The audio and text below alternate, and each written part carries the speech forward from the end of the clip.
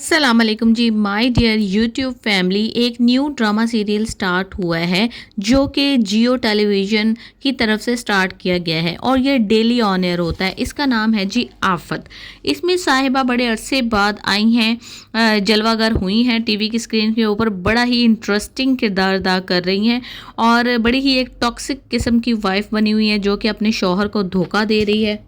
लाइबा खान को तो आप जानते ही हैं किस किस्म के रोल्स वो अदा करती हैं, उसी किस्म का रोल है इनका वरीशा के किरदार के अंदर।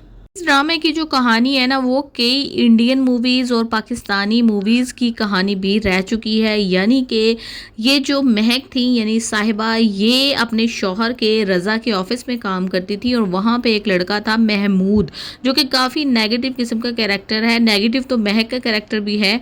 ये दोनों आपस में एक दूसरे से प्यार करते थे तो इन्होंने सोचा कि हम शादी करते हैं, लेकिन फिर इन्होंने देखा कि रज़ा जो है वो महक के प्यार में पागल हो चुका है और उसने महक को प्रपोज कर दिया है। अब महक जब ये सिचुएशन महमूद के साथ डिस्कस करती है तो वो इसको समझाता है, उसके जहन में एक शैतानी चाल आती है। वो कहता है कि महक तुम इससे शादी कर लो, इस तरीके से ऐसा होगा कि हमारे पास बहुत सी दौलत आ जाएगी और जब तुम बहुत सी दौलत अपने नाम पे करवा लोगी तो फिर तुम किसी न किसी बहाने से तलाक ले लेना और फिर हम दोनों शादी कर लेंगे। इस तरह से हमारे पास दौलत भी होगी, मोहब्बत तो हम पहले ही एक दूसरे से करते हैं, तो बहुत ही हमारी अच्छी ज़िंदगी गुजर जाएगी।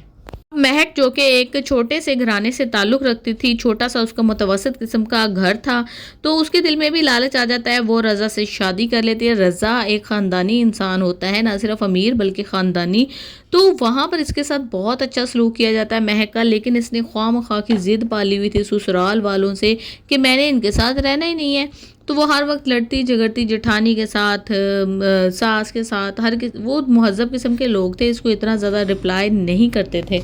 उसने बस यही रट लगाई हुई थी कि मुझे अलग घर चाहिए। उसे पता था अलग घर या कोई बंगलो लेगा तो मेरे नाम पे ही लेगा ना, और पहले तो वो अपने नाम करवाऊंगी, फिर बेटी जो मेरी है 8-9 साल की उसके नाम पे भी और बहुत सी जायदाद करवाऊंगी। 8-9 साल अब इसकी शादी को हो चुके हैं, ये रज़ा के साथ रह रही है, लेकिन देखें कि ड्रामा करते हुए रह रही है। आखिरकार एक दिन ये रंगे हाथों पकड़ी जाती है महमूद के साथ, क्योंकि महमूद से इसकी मुलाकातें तो जारी हो सारी होती हैं, एक दूसरे का हाथ पकड़ के बैठे होते हैं और पकड़ लेता है इसका शौहर।